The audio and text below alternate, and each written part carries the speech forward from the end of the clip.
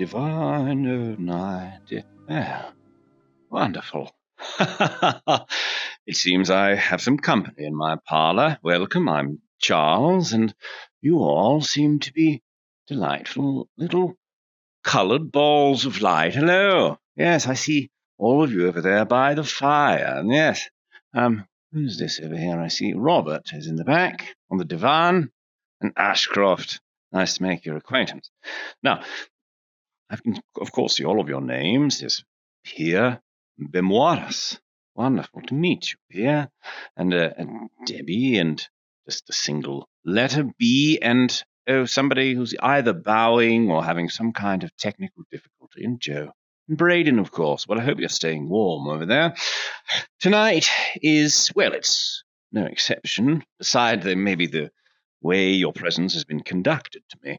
Well, you see, I give a yearly recital of one of my favourite stories, A Christmas Carol. But tonight we have some technological accompaniment by the corporation Agile Lens, and they explained it to me, and I'm sure I didn't understand a word. But from what I could gather, it's some sort of, it's a three-dimensional sort of stereoscopic photograph. You know, there were many stereographs of my work, especially the ghosts in 3 dimension. Very scary. Brain, you don't believe me?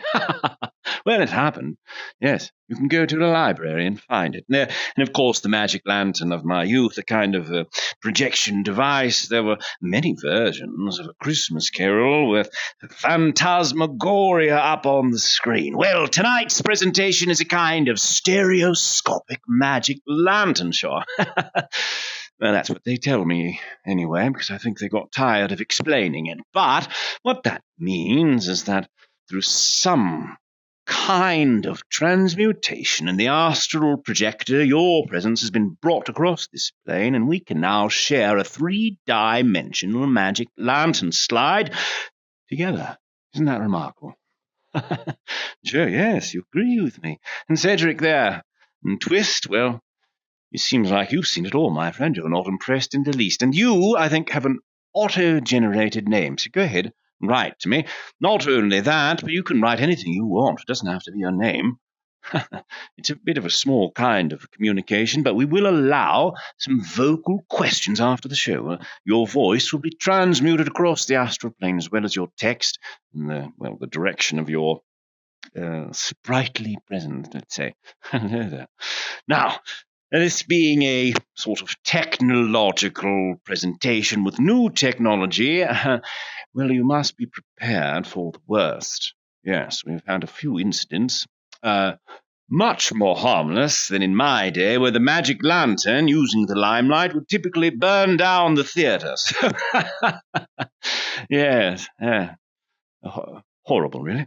But, of course, well, there's no trouble about that, according to our projectionist Kevin, who's outside of the magic lantern projection now. Can you hear us, Kevin? Hello?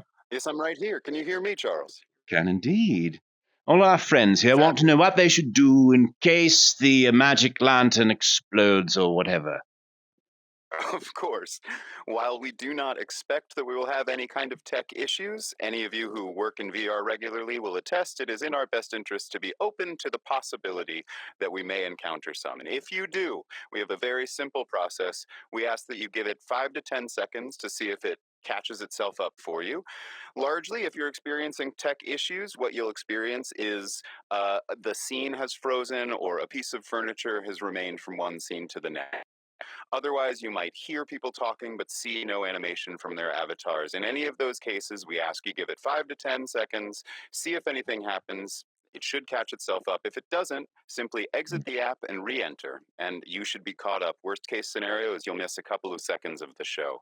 If none of those work, then we'll ask you to restart your headset and jump back in. Same thing. It should be an extra 45 seconds or so that you'll miss.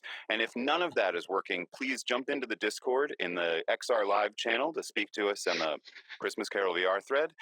And we are waiting there with happy fingers to tell you all of the best solutions to your problems. So thank you so much. Charles, have a wonderful recital. Oh, yes, I do hope that happens. See, simple. It's entirely simple. No, it wasn't. Well, despite all the odds, we appear to be here, sharing this moment together. Braden there, back in my elegant armchair. Yes, look ready to dive into it, Tom. Oh, yes, adjusting yourself. And then Zim, hello and welcome. I see you're a late comer. Wonderful. Oh, you're welcome as well, whoever that was.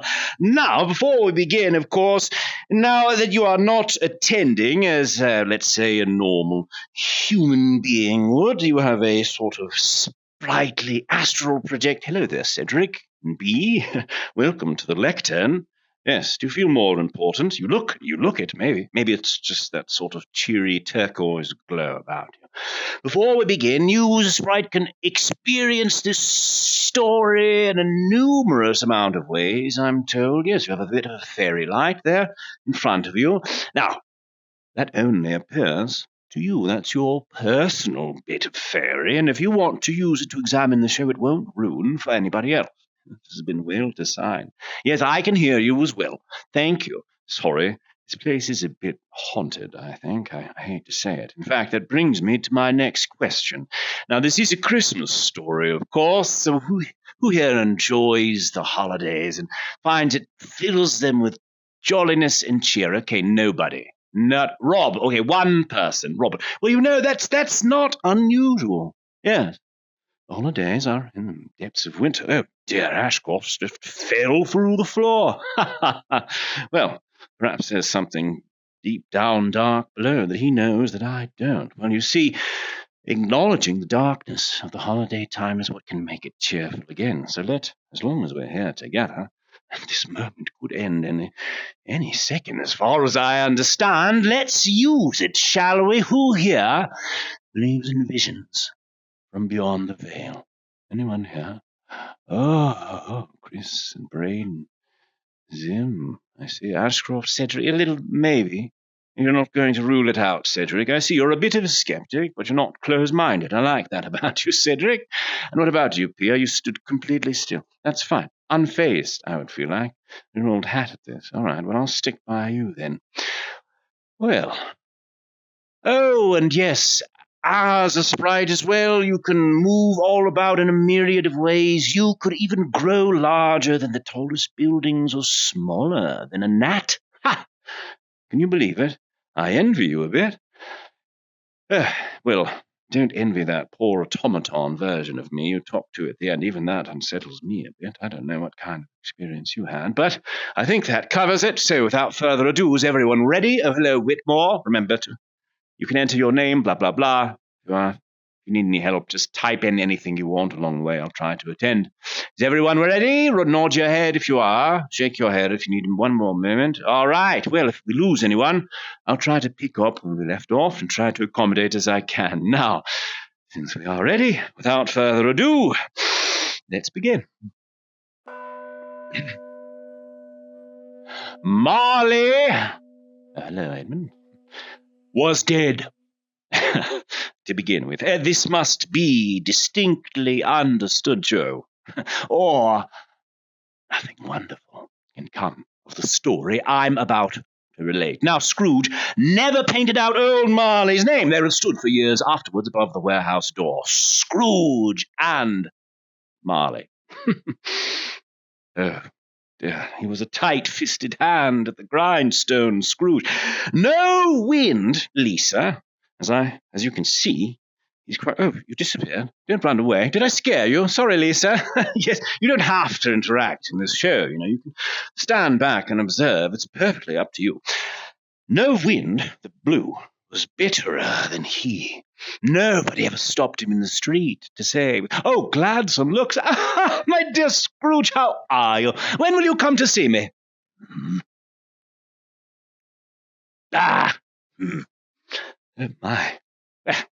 What did Scrooge care? That was the very thing he liked, to ease his way along the crowded paths of life, warning all human sympathy to keep its distance. Keep its distance.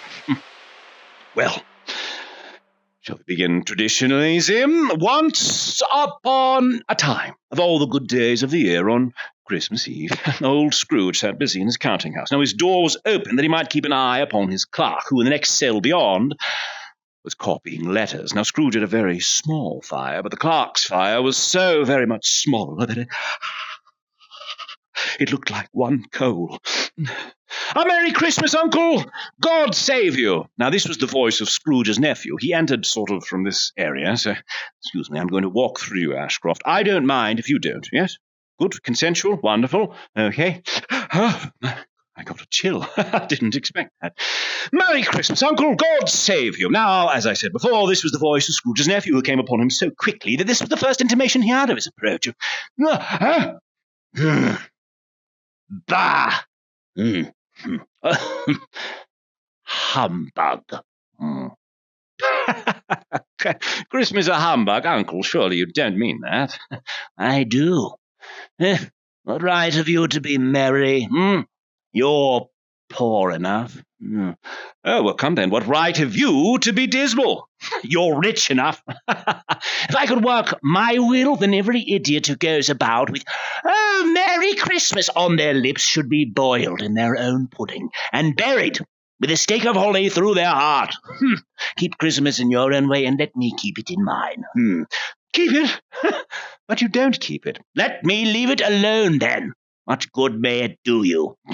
Oh, don't be angry, Uncle. Come, dine with us tomorrow. I want nothing from you. I ask nothing of you. Why cannot we be friends? Good afternoon. Well, it saddens me with all my heart to find you so resolute. But I'll keep my Christmas humor till the last. So, a Merry Christmas, Uncle. Good afternoon. And a Happy New Year. Good afternoon. Oh, a Merry Christmas to you, Bob. Oh, a Merry Christmas to you, good sir.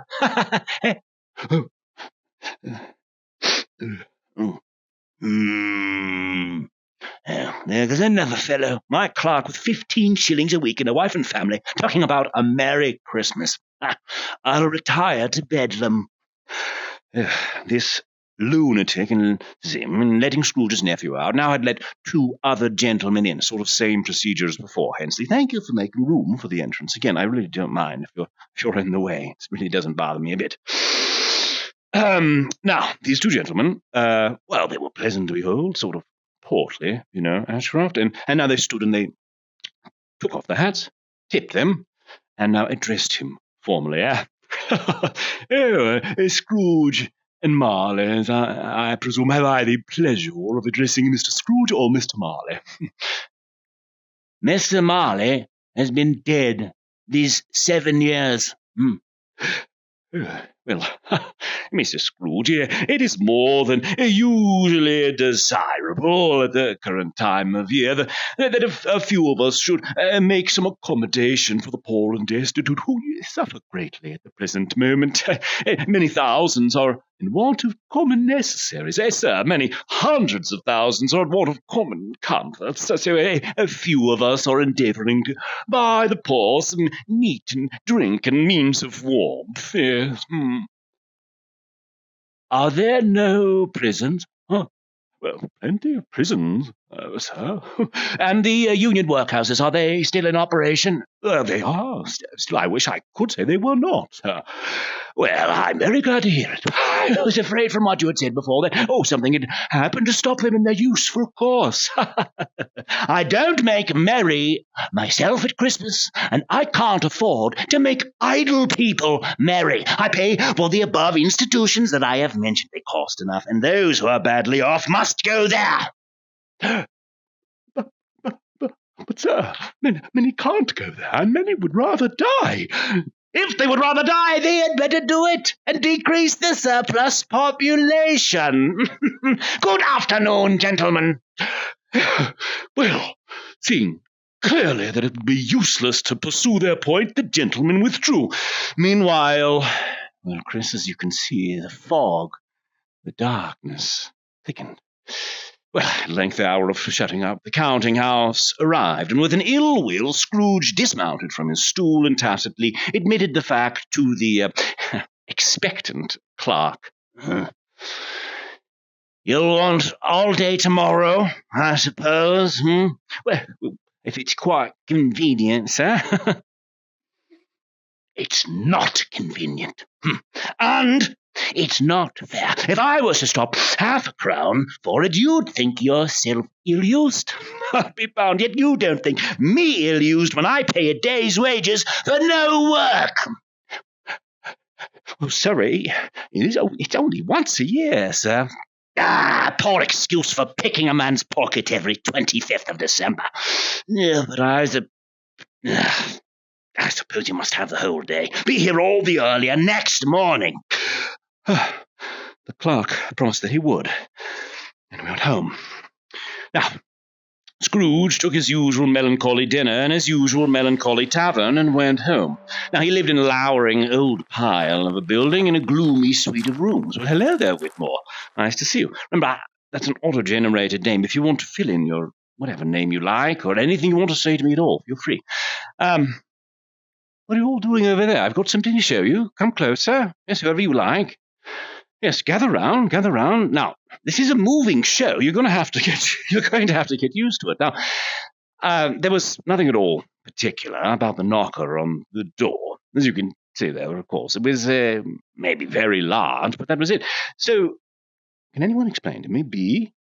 Sorry, I frightened you again. I mean, just trying to build the tension. It's not going to get frightening yet. Explain to me, Lisa, perhaps, or maybe Chris or Pia, how it is that Scrooge, having his key in the lock of the door, saw suddenly in the knocker not a knocker, but Marley's face.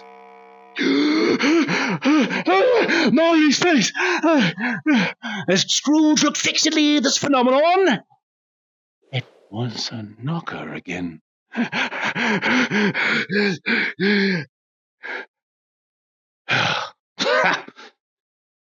Pooh! Yeah. Well, Scrooge was certainly not a man to be frightened by echoes. But, well, Ooh, sorry, Scrooge. Didn't mean to give you a bump on the noggin. Poor man. He seems almost innocent like this, doesn't he? Almost like a cat. Meow, meow. All right, let's continue. Now, Scrooge was not a man to be frightened by echoes, but he did walk through his rooms just to make sure that all was right. Nothing underneath the bed. Nothing behind the chair. Nothing, in his dressing gown, but you can see there, Tim, of course, that it was hanging up it's a very suspicious attitude against the wall, and of course. That was then that his gaze happened to rest upon a bell. A disused bell that hung in a corner of the room, but it was with an inexplicable dread that he watched this bell begin to swing. It rang out loudly, succeeded by loud clanking noise deep down below. Perhaps that's where Ashcroft lived, as if someone were dragging heavy chains over the wine casks in the merchant's cellar. It's humbug still. I won't believe it.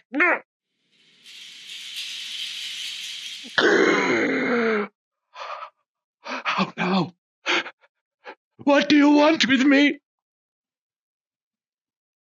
Mots. Who are you? Ask me who I was. Well, who were you then? You're particular for a shade. In life, I was your partner, Jacob Harley. You don't believe me. I don't. Why do you doubt your senses? Well, because a little thing affects them. A slight disorder of the stomach makes them cheats. Chilly. You might be, I don't know. A bit of undigested beef, or a crumb of cheese, a fragment of an underdone potato. There's more of gravy than of grave about you, whatever you are.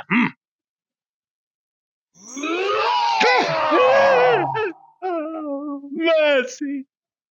Dreadful apparition, why do you trouble me? Man of the worldly mind, do you believe in me or not? I do. I must. You are fettered. Tell me why.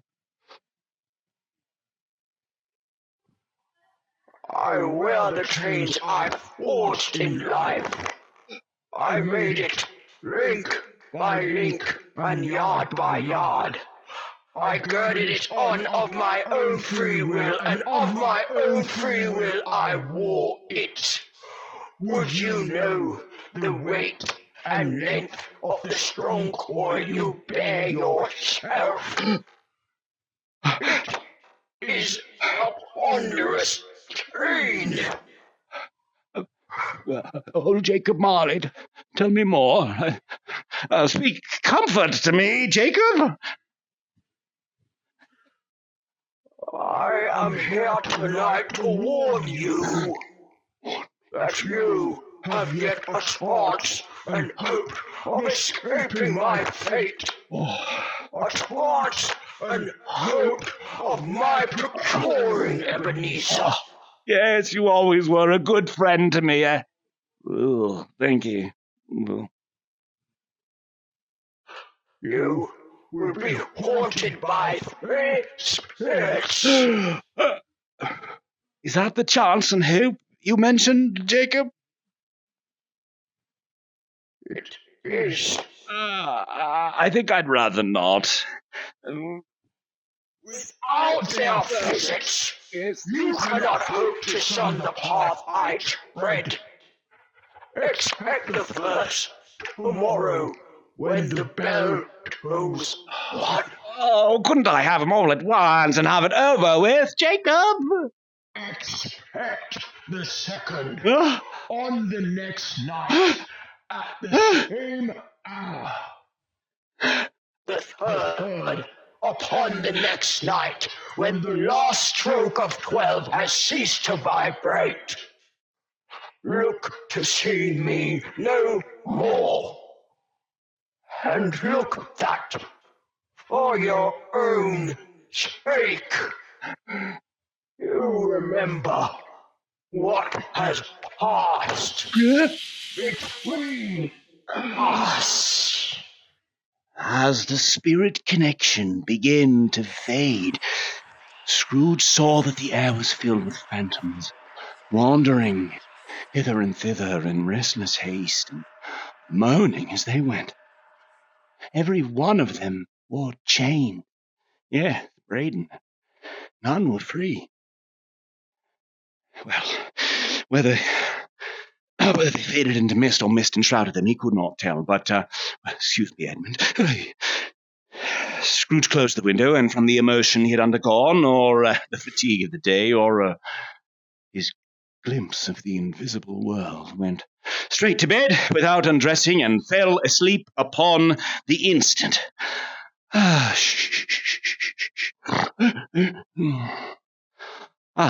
Well then, that's chapter 1 down. We made it through. Everyone's still with us. Joe, you're still here. Lisa and Braden, we've all made it through. Whitmore, you're new.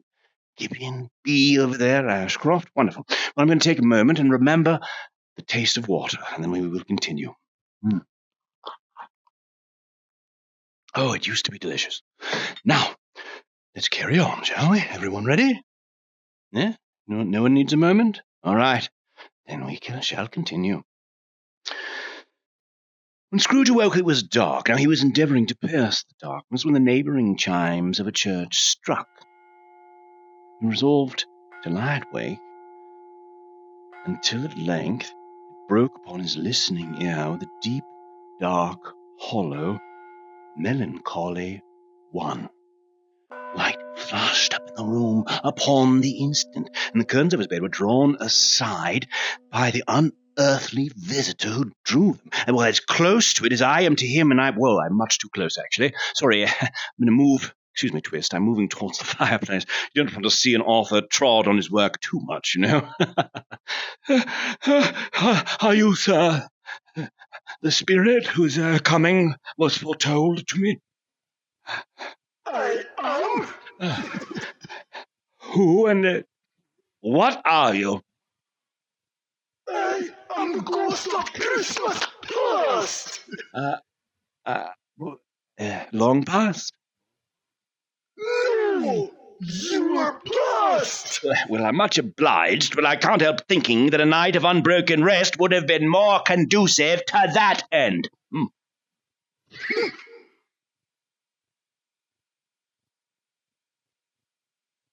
You're well here. Well, and what? What business brings you here? I understand. Right. You're well here. All right. Now, as the words were spoken, they passed through the window and found themselves on an open country road with fields on either hand. The city had entirely vanished. Now, it was a clear, cold winter evening with snow upon the ground. Oh, good heaven! Oh, I was bred in this place. I was a boy here. Oh.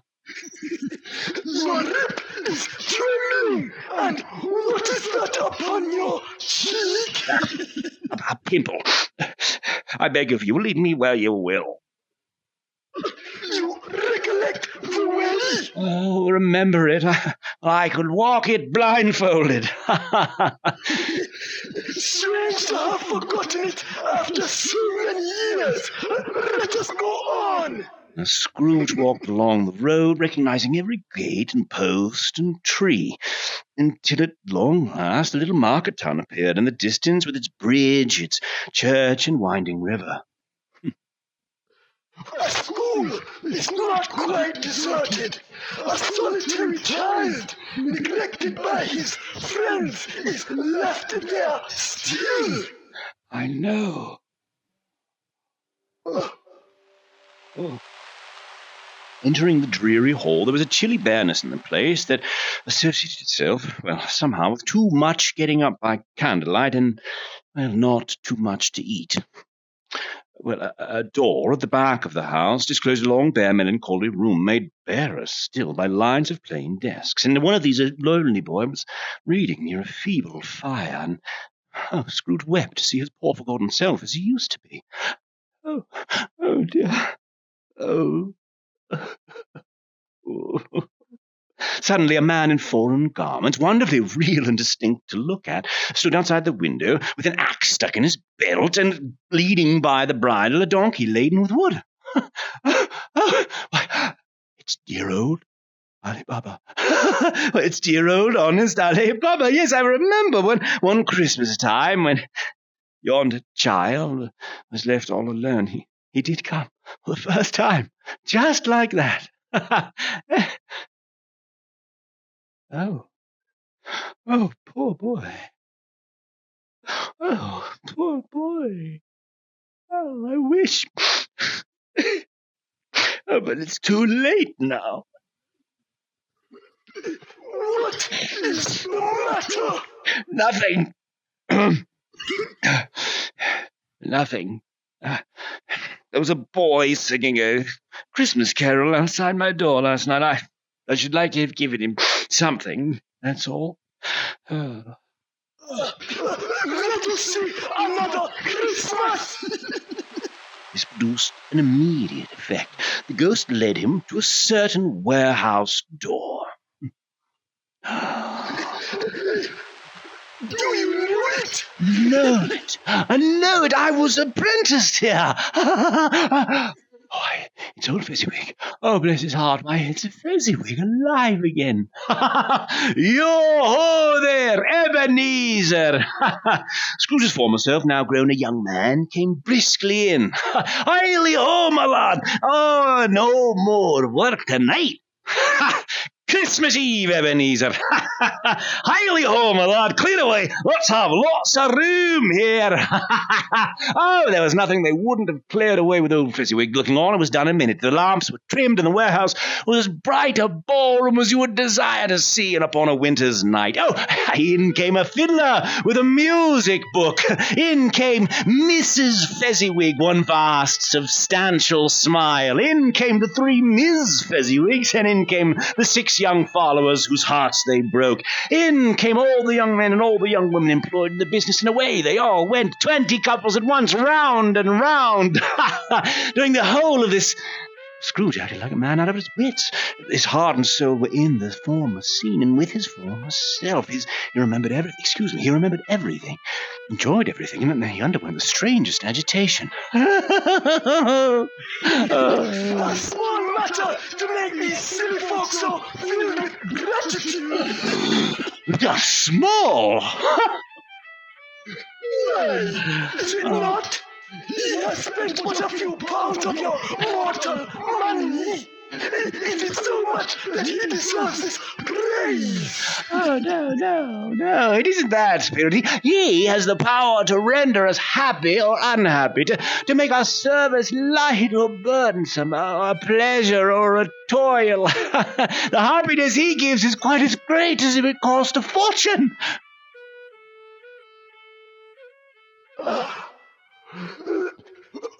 What is the matter? Nothing particular. I should like to be able to say a word or two to my clerk just now. That's all. My time grows short. Quick! Scrooge again saw himself, but now he was a man in the prime of life. His face had not the harsh lines of later years, but they had begun to show the signs of, care and avarice. Now, by his side, there was a fair young girl in whose eyes there were tears. Jim, this is my star turn, all right? Now, I may be an author, but I'm an amateur thespian, and I've really been working on this one, so I hope you enjoy it. Another idol has displaced me, and if it can comfort you in years to come, as I would have tried to do, I have no just cause to grieve. Well, no, what idol? No, what idol has displaced you? A golden one. I have seen your nobler aspirations fall off one by one until the master passion, gain, grosses you. Our contract is an old one. It was made when we were both poor and content to be so. You are changed. I release you with a full heart. May you be happy in the life you have chosen. She left him and they parted. No, come back. No. Spirit, show me no more. Conduct me home. I told you that these were shadows of the things that have been. That they are what they are. Do not blame me. Remove me. I cannot bear it. Haunt me no longer. Scrooge looked upon the ghost, and seeing that it looked upon him with a face that contained fragments of all of the faces it had shown him, he wrestled with it. Oh dear, that's enough now. Shh.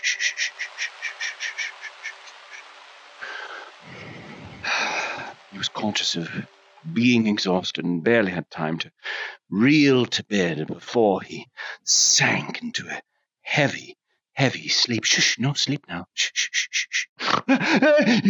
Oh my. See, as you can see, that gets a little bit violent at the end there. Always surprises me.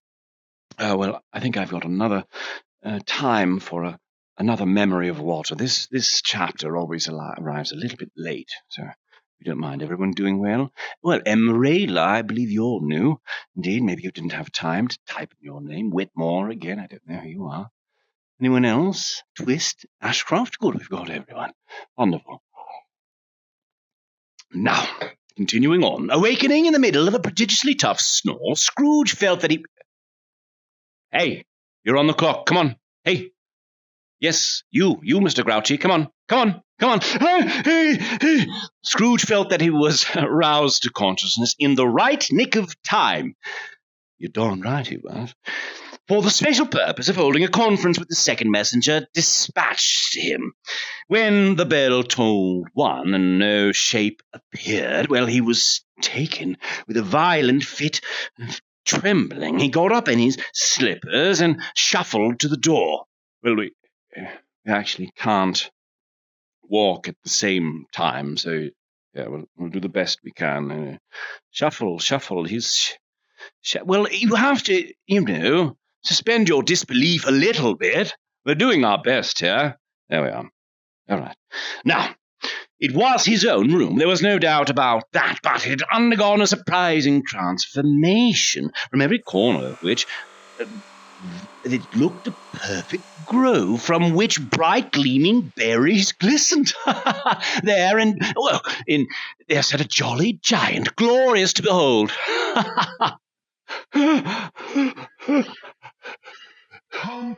Come in.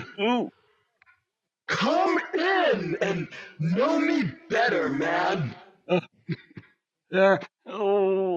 Scrooge entered timidly, and though the spirit's eyes, as you can see, they were quite clear and kind, he did not like to meet them. I am the ghost of Christmas present. Look upon me. You've never seen the like of me before. Never. Have never walked forth with my older brothers born in these later years? I'm afraid I have not. Have you had many brothers, Spirit? More than 1,800. That's a tremendous family to provide for. Spirit, conduct me where you will. Last night I went forth on compulsion, and I learned a lesson which is working now. Tonight, if you have aught to teach me, let me profit by it. Grab my robe. Oh, very well. Ooh.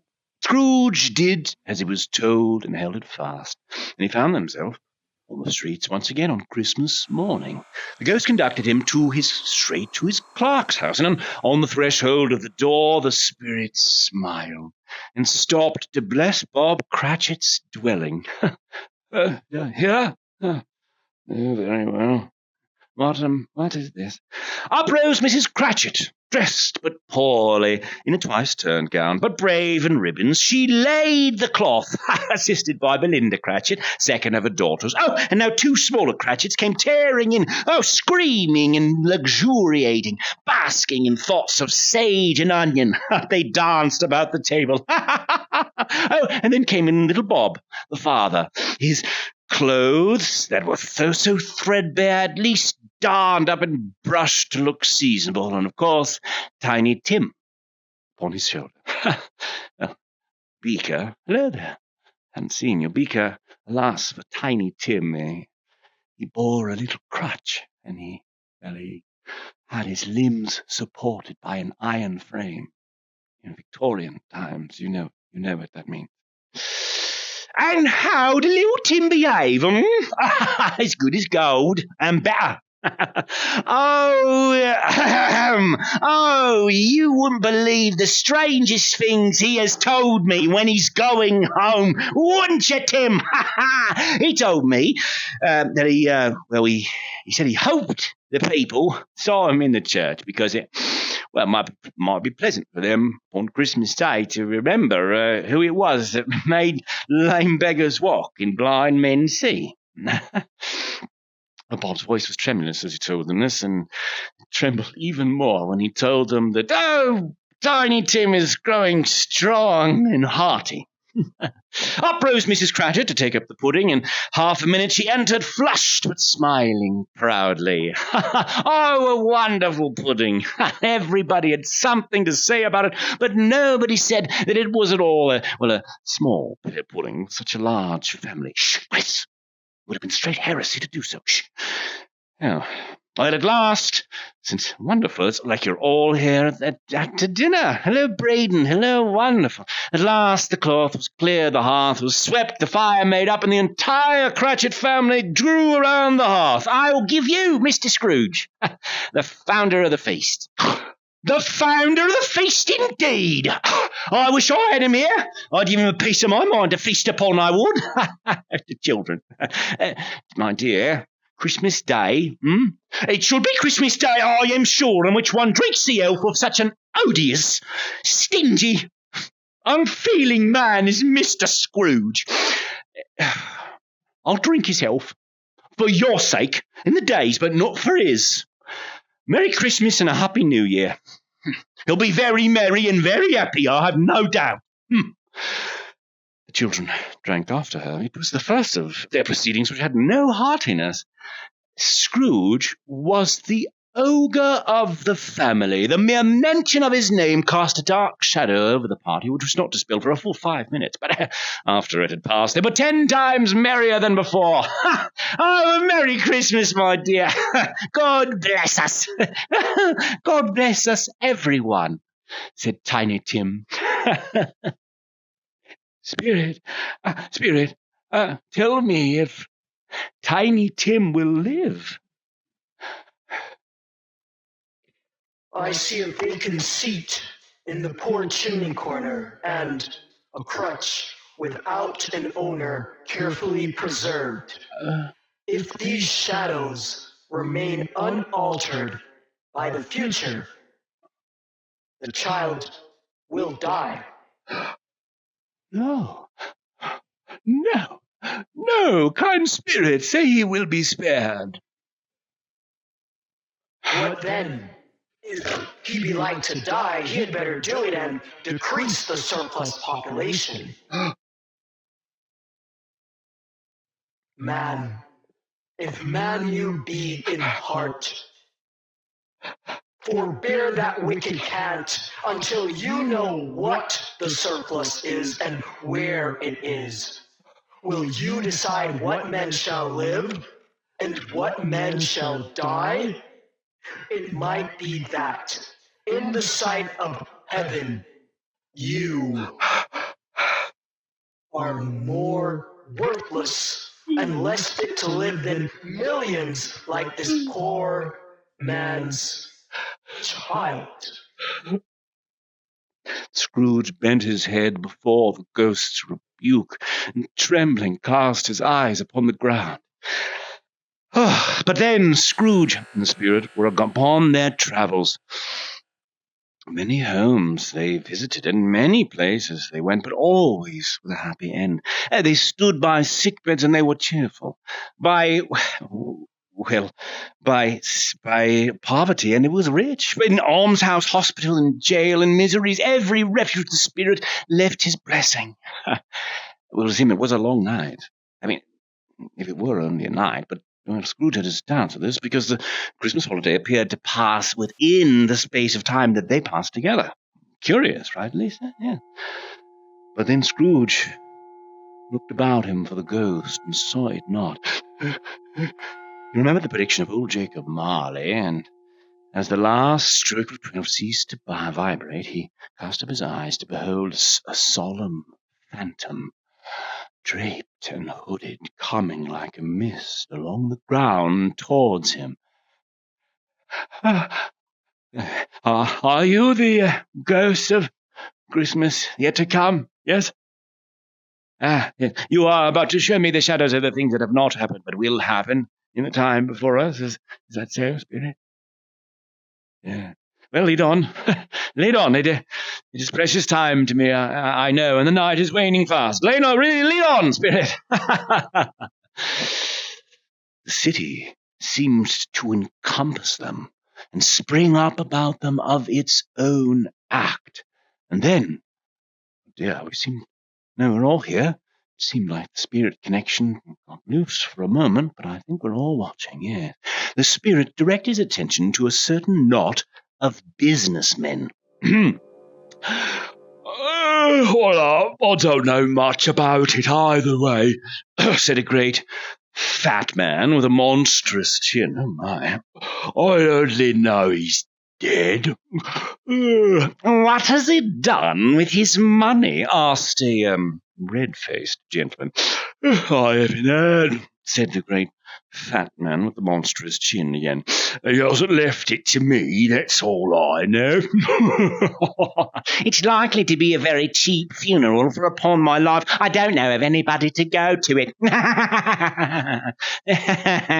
Oh, yeah, I know those men. The phantom glided on.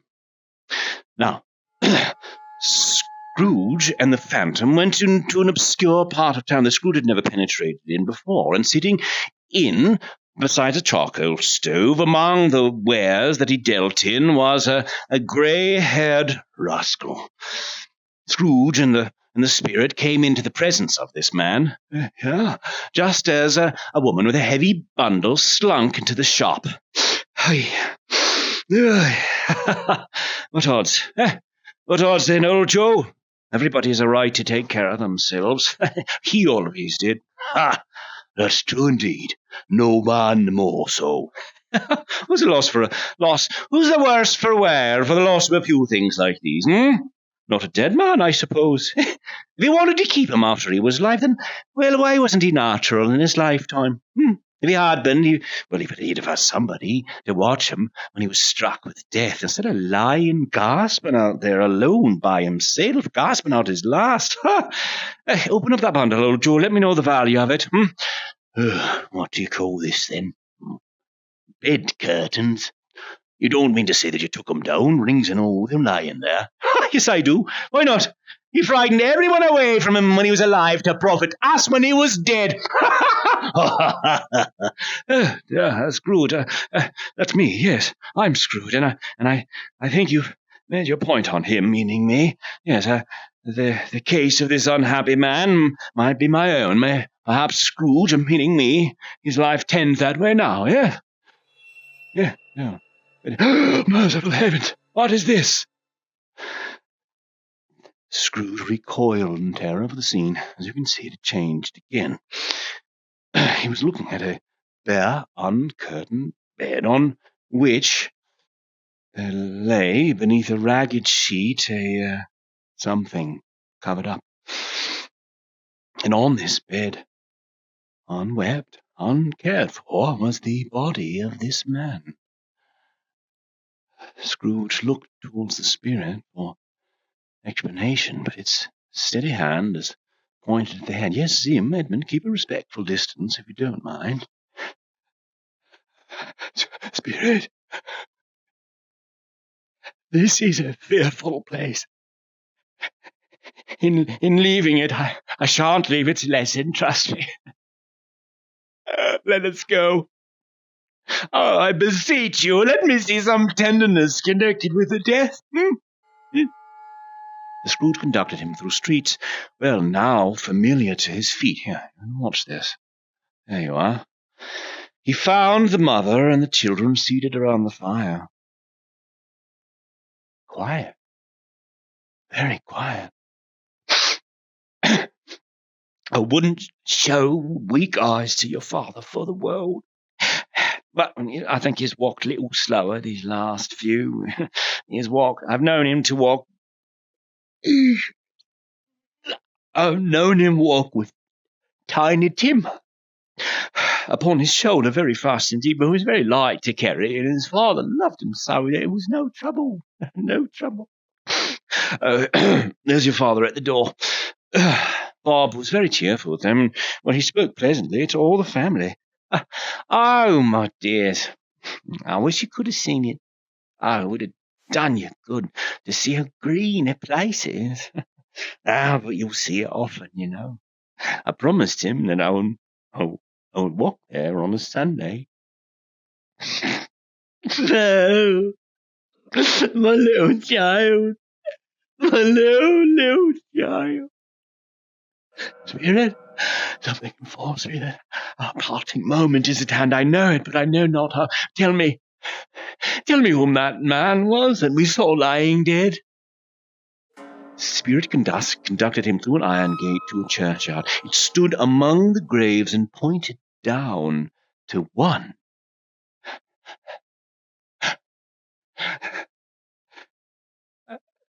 Spirit, before I draw nearer that stone which you point out, answer me one question. Are these the shadows of the things that will be? Or are they the shadows of the things that may be only? The spirit was immovable as ever, and following the finger lit upon the stone of the neglected grave.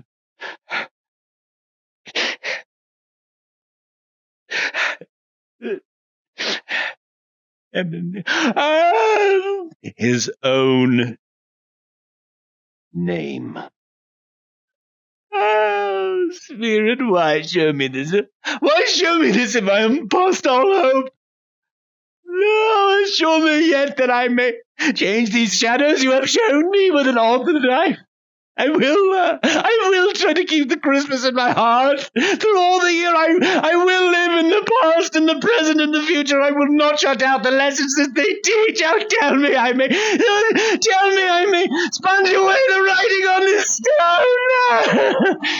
In his agony, he caught the spectre's robe. The spirit repulsed him, holding up his hands in a last prayer to have his fate reversed. He saw an alteration in the spirit's hood and dress. It dwindled and then collapsed down into a bedpost.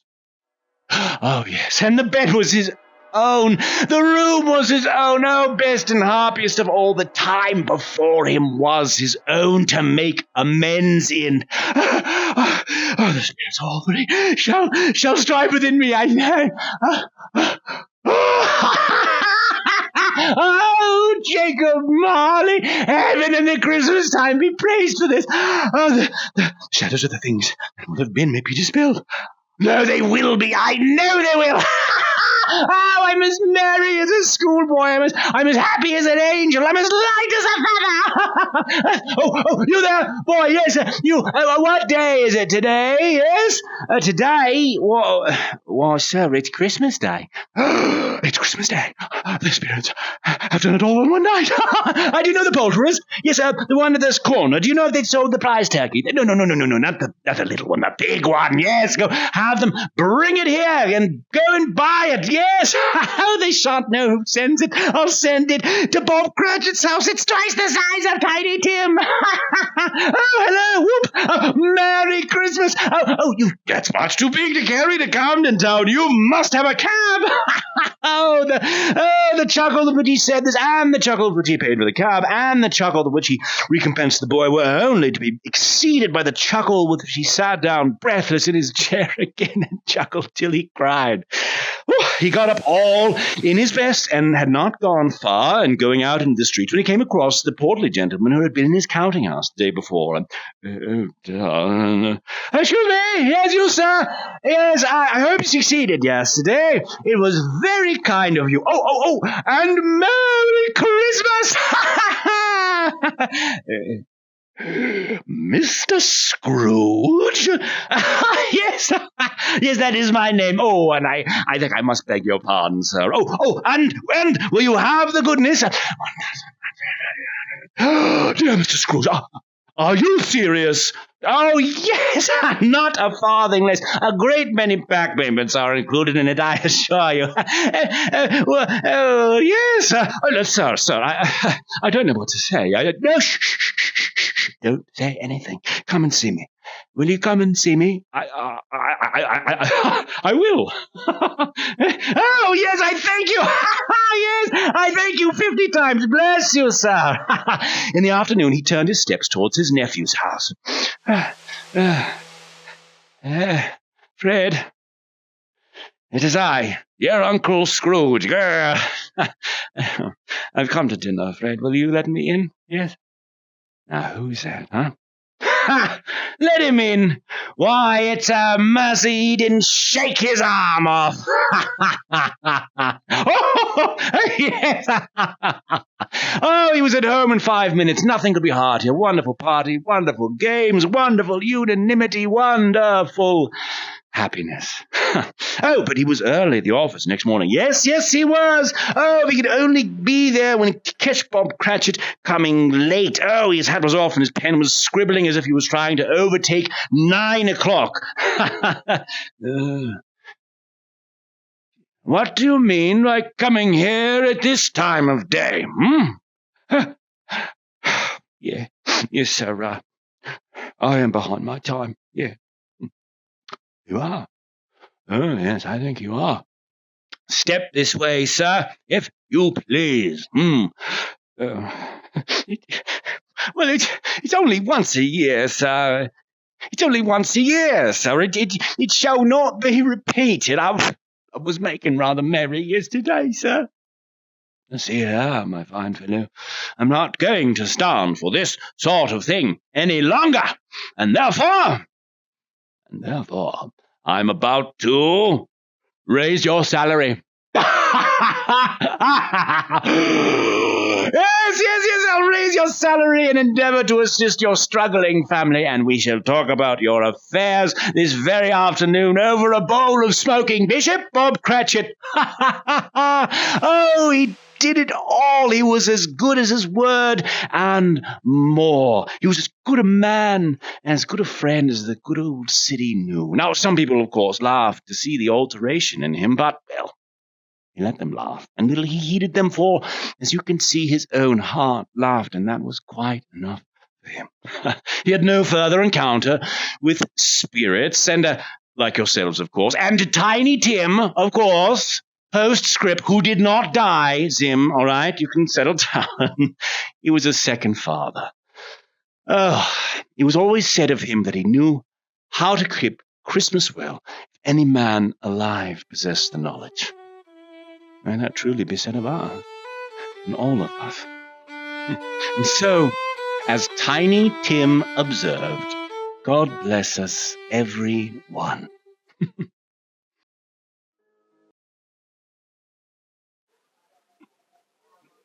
Ladies and gentlemen, that's our final show. Thank you so much for coming to this year's performance of A Christmas Carol, produced by Agile Lens and starring Debbie Deere as all of the ghosts, who was moving a second ago and is no longer. And I am Ari Tarr as Scrooge. And I'm moving now, so yes, thank you, Ari. Woo! Tech. Thank you. We got through that one. Wonderful. Thank you, everyone, for coming. Yeah. Again, big hands for the Agile Lens team for this wonderful R&D theater test. This is the most amazing platform I've ever used in my decade of performing live in VR tracking platforms. So now you can speak to us by holding down the A button. So if you have any questions you're just dying to ask that came to you during the performance, this would be the time. Speak now or forever hold your peace.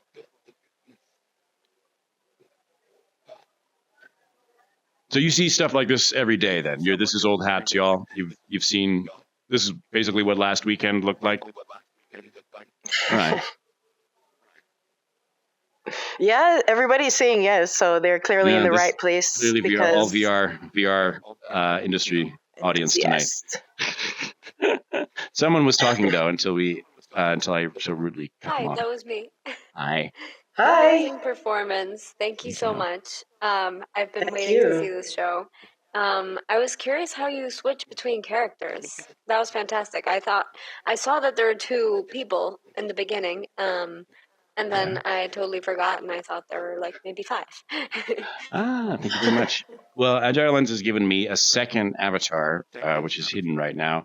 But what I can do is I can switch my data one at a time. He's straddling the chair awkwardly. There he is. Yeah. How dare you point out my follies? You can't even walk. You don't even have hair. You're gross. Perhaps your kinks. Your kinks, dear friend. Oh, dear. Save it for the late night adult show. Do you please? This is my story, all right? I won't have it soiled. Thank you. No, so what I can do is I can either be in first person and so right now I'm in first person. Right now I'm in third person. So if I want to do a scene with myself, I can act beside myself. So like, let's say if we want to do some slapstick, I could whoosh, and then, I'm reacting. But I would practice it more before I showed anyone, of course. So that's really, really exciting to kind of have the flow as one actor with two bodies to inhabit. It does complicate things when you're like blocking a scene and you've got a block for your obnoxious scene partner who's going to be you in 10 seconds. And you have to think about exactly where you're both going to be. It's kind of a mind puzzle. But yeah, really, really cool possibility. And this is, some of the amazing imaginative live performing possibilities that Agile Lens thought was important to try. And so I've got this like part of my brain I've had to build to get good at this very specific kind of performance over the past, over the rehearsal process and the performances. So yeah, it's really fun to do. And I'm at my capacity and it's really cool to learn how to use these tools effectively. Thanks for asking. Who was that, by the way? Wow, that's incredible. Thank you so much. So just so I understand correctly, you see yourself in your own body when you're performing this avatar, but you see yourself in third person. I can choose when you're performing either one. The other avatar. So right now, now I'm in first person, and so most of the time I'm doing this because if I'm in a fast scene, what I'm doing is I'm facing myself. You're ugly and you smell like elephant poo. How dare you? And when your mother sits around the house, she sits around the house. Oh, dear.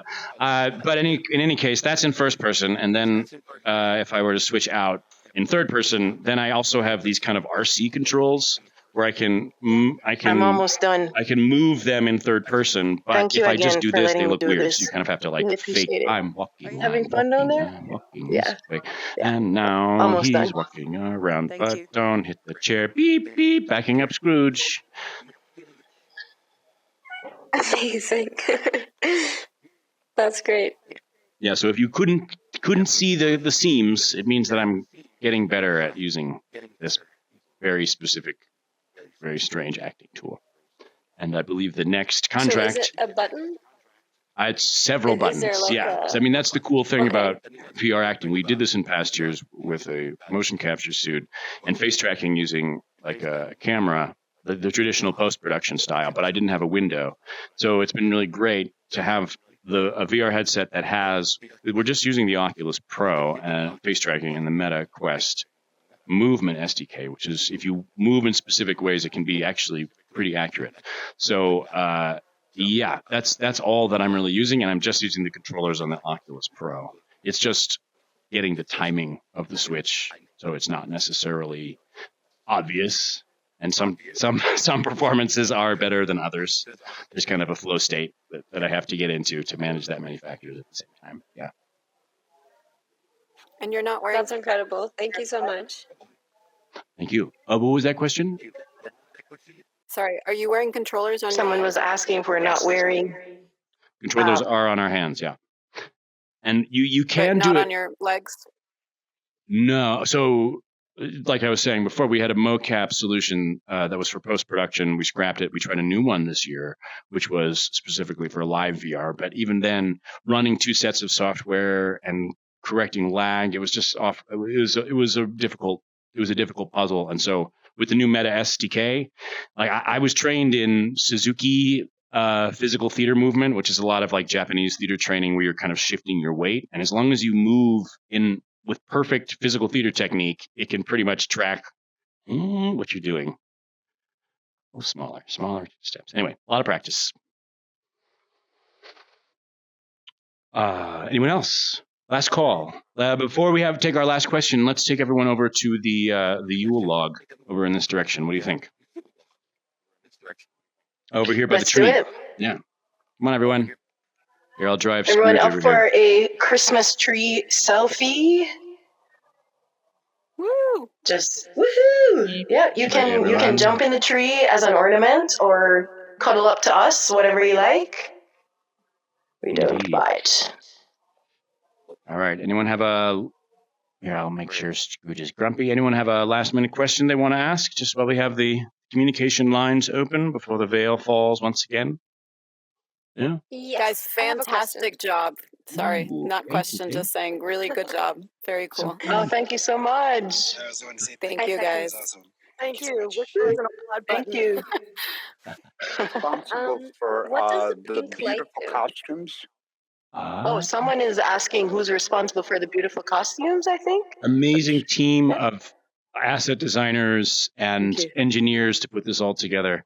So who is that going to be? Definitely June is one of our lead engineers, and Mark. Oh boy, after this ends, there's credits, and you can watch those credits because there's a lot of people, and they're all incredibly talented and important.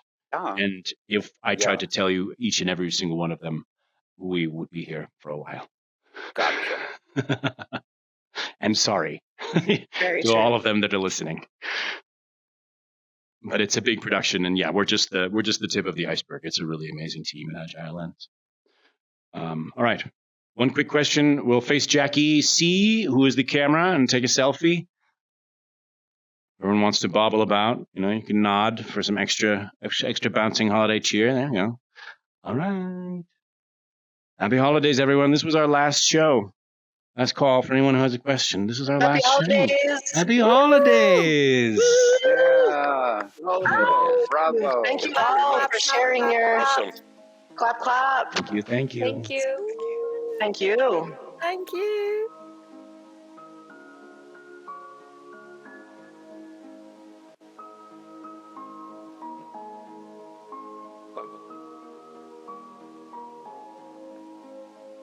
Thank you so much. See you in back of house.